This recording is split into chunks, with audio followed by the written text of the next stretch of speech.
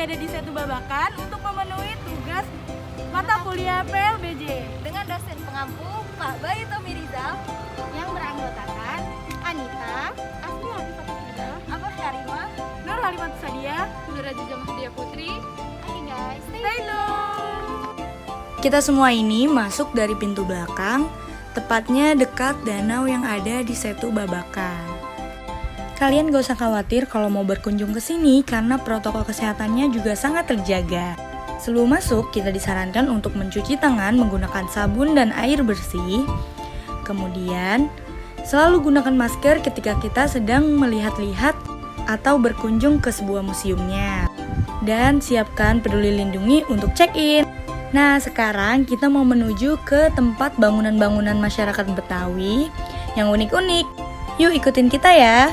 Oke, sebelum kita memasuki museum dan rumah-rumah adat, kita akan menyeberangi jembatan yang sangat cantik ini. Nah, yang pertama ada rumah adat tipe joglo. Rumah joglo ini berasal dari daerah Jawa. Yang menjadi ciri khas rumah joglo ini adalah suatu dari bagian segi empat yang ada pada salah satu garis panjangnya yang terdapat dari kiri ke kanan pada bagian ruang depan rumah tersebut. Rumah joglo ini memiliki denah berbentuk bujur sangkar yang terbagi ke dalam 3 kelompok ruang yang sama seperti rumah kebaya. Selanjutnya ada rumah adat tipe kebaya. Rumah kebaya ini merupakan sebuah bentuk yang disesuaikan dengan etnis Jawa.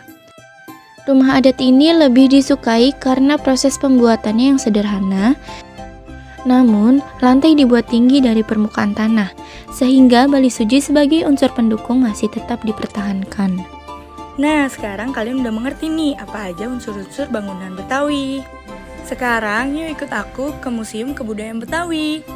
Bangunan yang megah ini adalah tampak depan dari Museum Kebudayaan Betawi. Untuk masuknya sendiri tidak dipungut biaya. Yuk guys, kita naik untuk melihat-lihat apa aja sih yang ada di dalam museumnya. Nah, kita udah masuk nih ke dalam museum. Di sini kita dapat melihat batik dari Betawi. Nah, batik Betawi ini sendiri mempunyai ciri khasnya, yaitu warnanya yang mencolok dan gambar-gambarnya yang menggambarkan tentang kebudayaan Betawi. Apa aja sih gambar yang ada dalam batik Betawi? Nah, gambarnya itu ada ondel-ondel, flora fauna asal Betawi, tarian Betawi, dan masih banyak lagi. Motif Betawi sendiri itu juga banyak dipengaruhi oleh budaya Arab, India, Belanda, dan juga Cina. Selanjutnya ada pakaian adat dari Betawi. Nah, untuk laki-laki menggunakan celana panjang berwarna hitam, koko berwarna putih, sepatu slop, peci, dan juga sarung yang ditaruh di pundak. Sedangkan untuk yang perempuan menggunakan kain batik, baju kebaya, selendang, dan juga sendal seluk. Dan seperti yang ada di gambar, ada di dalam video, di situ ada pakaian adat yang dipakai saat pernikahan. Apa aja sih? Nah, ada pakaian kebaya none, pakaian jas abang, dan juga pakaian pangsi. Selanjutnya ada makanan khas tradisional Betawi, yaitu ada biji ketapang, akar kelapa, dan juga ada kembang goyang. Nah, selanjutnya itu ada yang biasa dibawa di dalam seserahan. Apa sih itu? Nah, yaitu yang khas sekali adalah roti buaya. Selanjutnya di situ ada pakaian ya tadi. Nah, selanjutnya nih di sini ada ondel-ondel yang sering kita jumpai. Nah, anak-anak kan sering banget nih suka sama ondel-ondel. Nah, di situ juga ada rumah adat dari Betawi. Nah, ini ada ondel-ondel yang wanitanya ya. Selanjutnya kita ke lantai 2. Ada apa aja sih di lantai 2? Yuk kita lihat. Nah, yang pertama di sini ada meja dan kursi makan. Nah, di sini juga ada alat-alat perabot rumah tangga seperti yang bisa kita lihat ya di video. Nah, di sini juga ada alu dan juga lesung ya. Alu dan juga lesung. Terus kemudian di sini ada dendang. Nah, selanjutnya di sini ada alat pusaka dari suku Betawi seperti yang kita lihat ya. Kemudian di situ ada perahu otok-otok, miniatur truk, dan juga lampu codok. Setelah lihat-lihat budaya, sekarang kita mau ke tempat musik. Hai, hari ini kita mau ke tempat musik. Tempat musik. Ikutin terus. Halo guys, ini merupakan alat musik Betawi. Alat musik Betawi ini dinamakan gambang kromo. Penasaran kan gambang kromo itu apa? Gambang kromo merupakan perpaduan yang serasi antara unsur-unsur pribumi dengan unsur Cina. Gambang kromo Betawi ini adalah suatu musik orkes yang berasal dari Betawi, Jakarta.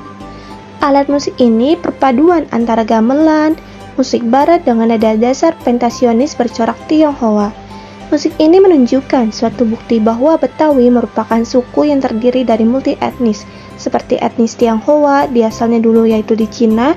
Jenis musik ini sangat populer pada tahun 1930-an.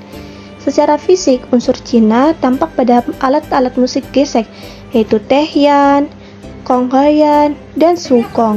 Sedangkan alat musik lainnya yaitu gambang kromong, gendang, kecrek, dan gong merupakan unsur pribumi.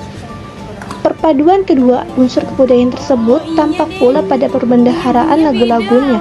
Di samping lagu-lagu yang menunjukkan sifat pribumi seperti jali-jali, surilang, persi, balo-balo, langgang-langgang kangkung, ondel-ondel, dan lainnya.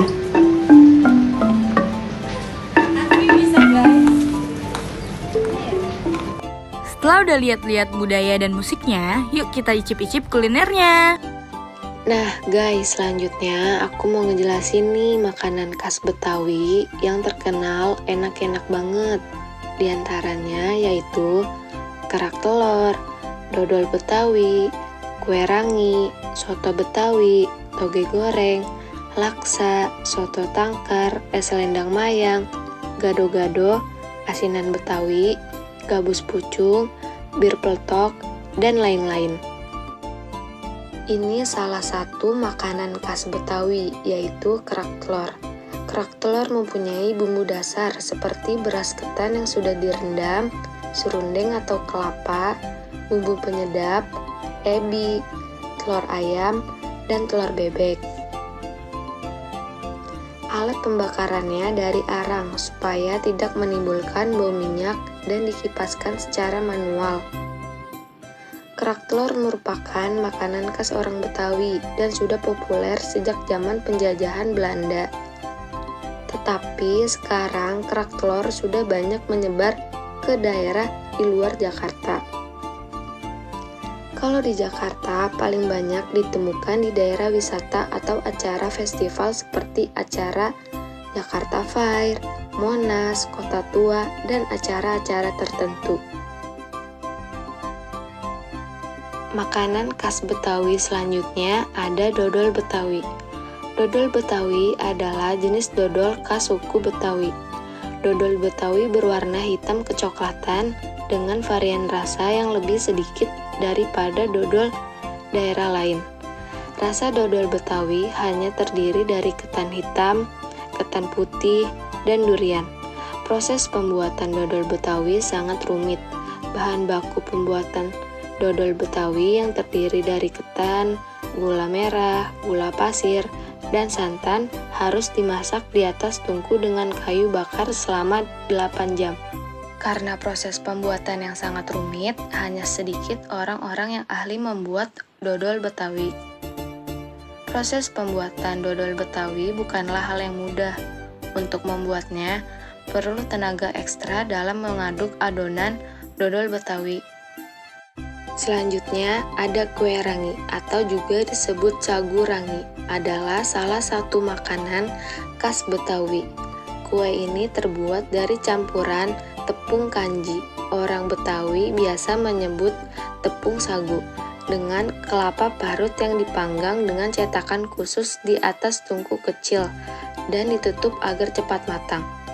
Bahan utama untuk membuat kue rangi antara lain kelapa tua, tepung kanji atau tapioka, serta sedikit garam dan air.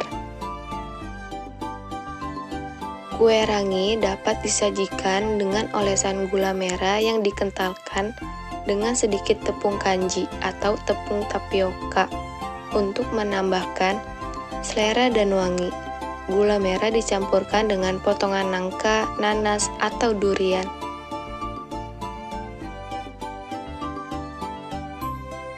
Oke guys, Anita sama Asmi pengen nyobain nih kue rangi.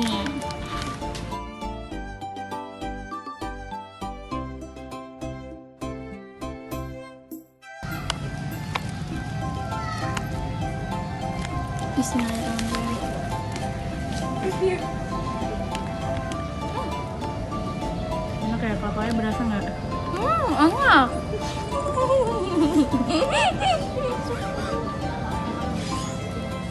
Gimana sih rasanya? Ada Gulanya mantep banget. kelapanya berasa Berasa Rasa banget. banget. Bisa Harus cobain kue rangi. Keunggulan dari Setu Babakan ini adalah jajanan, kuliner, dan budayanya sangat lengkap. Untuk rekreasi di sini bersama keluarga juga enak loh, duduk di pinggir danau yang sejuk, sambil bercengkrama dan mencicipi makanan Betawi yang lezat. Dan untuk anak kecil juga pastinya seneng dong, karena di Setu Babakan ini tersedia wahana untuk anak-anak. Ada kicir-kicir, balon, dan lain-lain. Tetapi sangat disayangkan sekali, Danau Setu Babakan saat ini banyak ditemukan sampah dan mengeluarkan bau yang kurang enak. Di pinggir jalan sekitar danau juga banyak ditemukan sampah yang berserakan tidak pada tempatnya, seperti sampah daun dan sampah makanan. Dan waktu yang tepat untuk berkunjung sini adalah pada hari libur atau weekend. Dan buat kalian yang mau berkunjung sini, jangan lupa untuk membawa payung, karena cuaca di sini bisa panas sekali dan tiba-tiba bisa hujan loh. Ketika berkunjung ke sini, kalian selalu menggunakan masker dan jangan lupa buang sampah pada tempatnya ya. Sekian dari kelompok kami.